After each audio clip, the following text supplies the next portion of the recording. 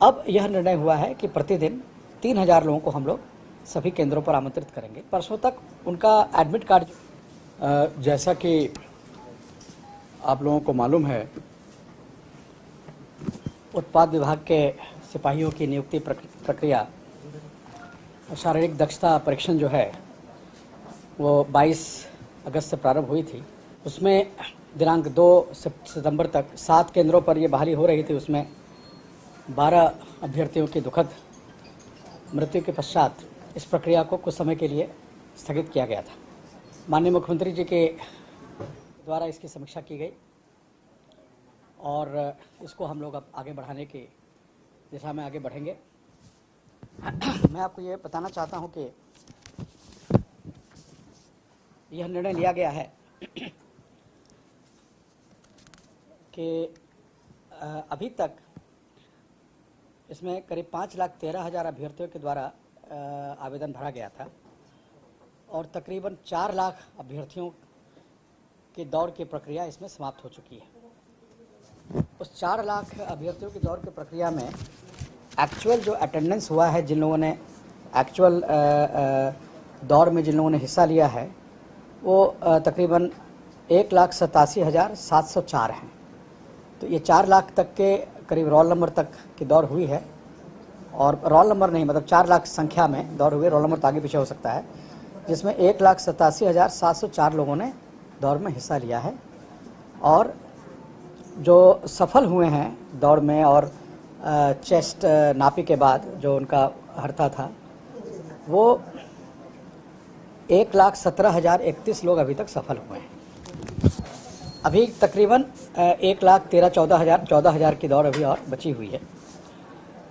तो हमारे जो 6 केंद्र हैं, चयन परिषद 1 है रांची स्मार्ट सिटी में, चयन परिषद 2 है झारखंड जगुआर रांची में, 3 है पुलिस केंद्र गिरिडीह में, 4 है JPTC पद्मा हजारीबाग में, 6 है जमशेदपुर CTC मुसाबनी में और 7 है साहेबगंज जैप 9 के परिसर में। तो इन सब जगहों पर अब हम लोग जो 2 दिन का हमारा बचा हुआ था 3 और 4 का, ये हम लोग 10 तारीख से प्रारंभ करेंगे। इसी महीने के पहले हम लोग प्रतिदिन 6,000 लोगों को बुला रहे थे।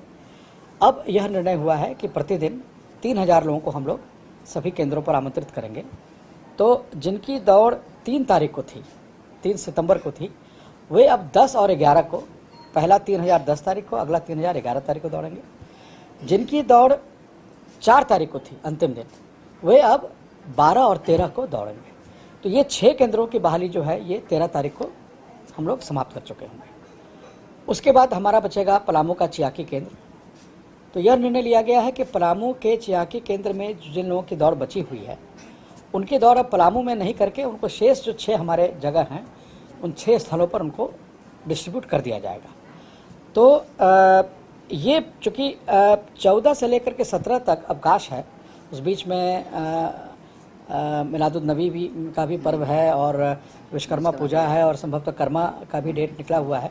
तो इसलिए 14 से 17 हम लोग कोई बहाली नहीं कर पाएंगे और 17 को तो विश्वकर्मा पूजा के दिन तो गाड़ियों का आवागमन भी में भी बाधित रहता है। तो 18 नहीं, 19 और 20 को जो पलामू के जो लोग बचे हुए हैं, पलामू में 42,000 लोगों की नियुक्ति अभी बची हुई है, उस नियुक्ति को शेष 6 केंद्रों में 19 और 20 तारीख को संपन्न किया जाएगा।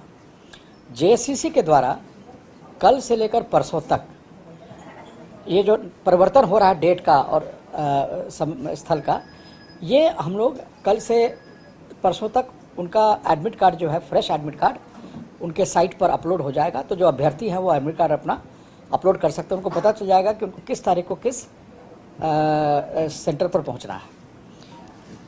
इसमें 2-3 चीज़ और मैं बताना चाहूँगा कि हम लोगों का ये प्रयास होगा कि 8, सवा 8 के बाद हम लोग दौड़ नहीं करें। मतलब हम लोग 7, साढ़े 7 तक सारे जो अभ्यर्थी उस दिन, जिनको 10 तारीख को दौड़ना है, जिनको 11 को, जिस तिथि को जिनको दौड़ना है, हम लोग की अपेक्षा रहेगी और हम लोग इस बात को प्रेस ब्रीफिंग में भी दे रहे हैं और नोटिस में भी सभी जगह देंगे कि वो लोग अभ्यर्थी 7, साढ़े 7 तक अपने केंद्र में निश्चित 7 बजे तक पहुँच जाएँ। 6 बजे मैंने इनफैक्ट 7 के पहले पहुँच जाएँ ताकि उनका पंजीकरण करते हुए उनकी दौड़ की स्थिति हम लोग उस दिन बना लें। तो ताकि हम लोग 9, सवा 9 के बाद हम लोग दौड़ नहीं कराएं। ये एक सरकार का है कि थोड़ा मौसम जब तक कूल रहता है तब तक हम लोग दौड़ करा लें। दूसरा, ये जो जिन अभ्यर्थियों की मृत्यु हुई है तो उसमें कुछ लोगों का तो सडन डेथ हुआ है, दौड़ते समय गिरे हैं, फिर अस्पताल तक पहुंचते पहुंचते उनकी मृत्यु हो गई है और कुछ लोगों की अस्पताल में ट्रीटमेंट में हुई है। तो अभी तक चूँकि इनका यूडी केस दर्ज हुआ है, इनका पोस्टमार्टम हुआ है, पोस्टमार्टम के बाद इनका बाकी का जो परीक्षण है वो एफएसएल और मेडिकल टीम के द्वारा किया जा रहा है। तो फाइनल रिजल्ट आने में थोड़ा समय लगेगा, लेकिन अनुमान यह है कि इसमें से काफ़ी लोगों की मृत्यु जो हुई है वो हार्ट अटैक से, हृदय गति रुकने की वजह से हुई है। अब ये हृदय गति जो रुकी है ये विभिन्न कारणों से हो सकती है। कई बार कोई लंबी बीमारी रही हो, किसी तरह का कोई लंग्स में इन्फेक्शन रहा हो, तो ऑक्सीजन की कमी और इन सब चीज़ों की कमी रहती है जिससे कि घटना घटती है। तो हम लोगों का यह आग्रह होगा सभी जो शेष जो अभी 1,14,000 अभ्यर्थियों का भी होना है, 4 लाख का हो चुका है, 1,14,000 अभ्यर्थियों का भी हमको टेस्ट कराना है।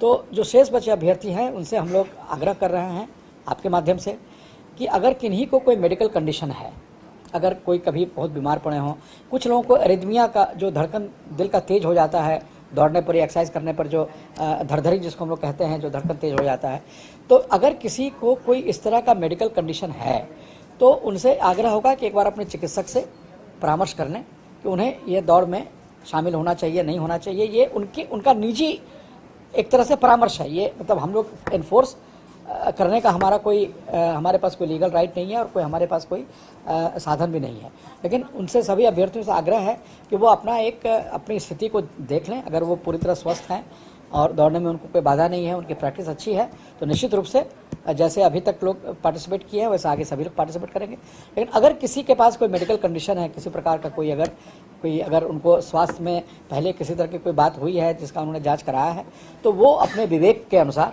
अपने स्व विवेक के अनुसार वो निर्णय ले सकते हैं। लेकिन हम लोगों का ये आग्रह होगा कि वो अपने कम से कम अपने निजी जो उनके चिकित्सक हैं उनसे एक बार परामर्श कर लें, तो उनके लिए भी अच्छा होगा कि उनको ये पता चल पाएगा कि उनकी स्थिति क्या है। तो यह एक हम लोग का आग्रह है और मुझे उम्मीद है कि सभी लोग जो है इस पर एक वो करा लेंगे।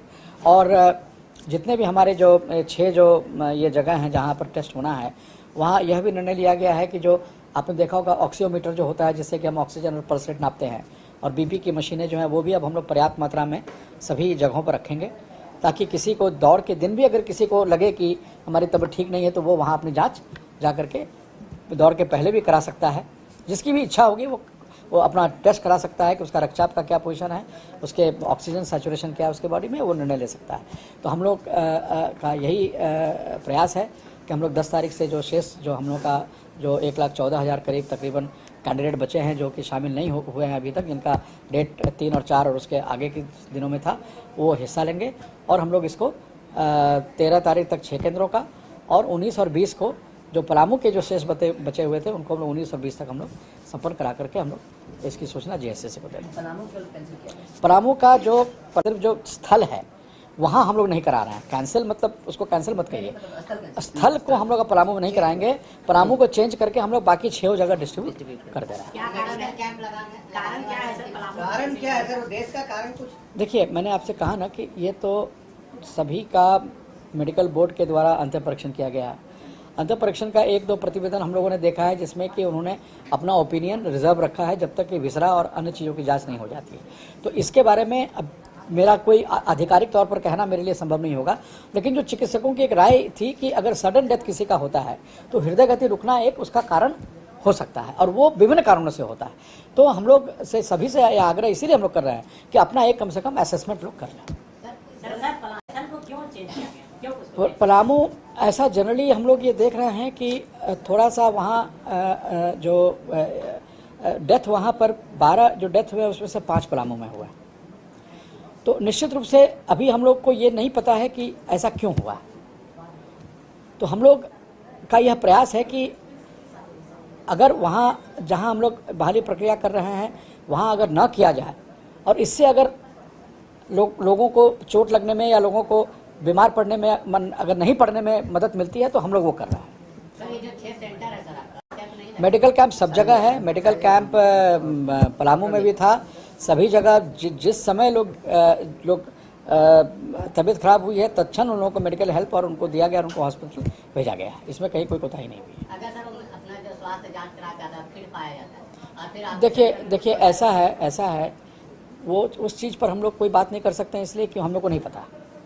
लेकिन आप अगर दौड़ते हैं तो आपको पता होना चाहिए कि आप दौड़ने के काबिल हैं या नहीं। अगर मान लीजिए किसी कोई बहुत लंबी बीमारी से बाहर आया होगा तो निश्चित रूप से उनको अपना असेसमेंट करना चाहिए कि उनको ये दौड़ उनके लिए ठीक है कि नहीं। ये तो उनका स्वविवेक है, इसलिए मैंने कहा कि उनका अपना स्वविवेक है उनको, लेकिन हर एक व्यक्ति को अपना असेसमेंट कर लेना चाहिए।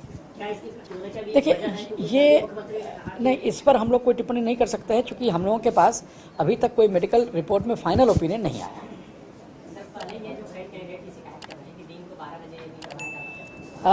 जैसा मैंने आपसे कहा कि 1,87,704 लोग दौड़े हैं, जिसमें 1,17,031 लोग दौड़ में सफल हुए।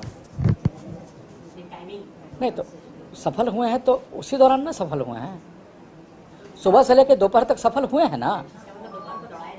दोपहर को कहाँ दौड़ाया जा रहा था? 11 साढ़े 11 बजे खत्म हो जा रहा था, 11 बजे दौड़, 11 साढ़े 11 बजे। और जो हम लोगों ने समय देखा है तबीयत खराब होने का, सुबह 5 साढ़े 5 बजे जो दौड़े हैं उनकी भी तबीयत खराब हुई है, और 9 बजे दौड़े हैं उनकी भी तबीयत खराब हुई है, और 10 साढ़े 10 बजे दौड़े उनकी भी तबीयत खराब हुई है। तो कोई ऐसा नहीं है कि बिल्कुल एक ही समय में जो दौड़े हैं उन्हीं की तबीयत खराब हुई, इस तरह का आंकड़ा हम लोग के पास नहीं है। जो भी आंकड़े हमारे पास आए हैं वो सुबह फर्स्ट सेकंड डिटेल से लेके और लास्ट डिटेल के बीच में कहीं भी घटना घटी है। तो इस समय के ऊपर हम लोग ये पूरी तरह नहीं कह सकते कि समय का ही इसमें कारण है।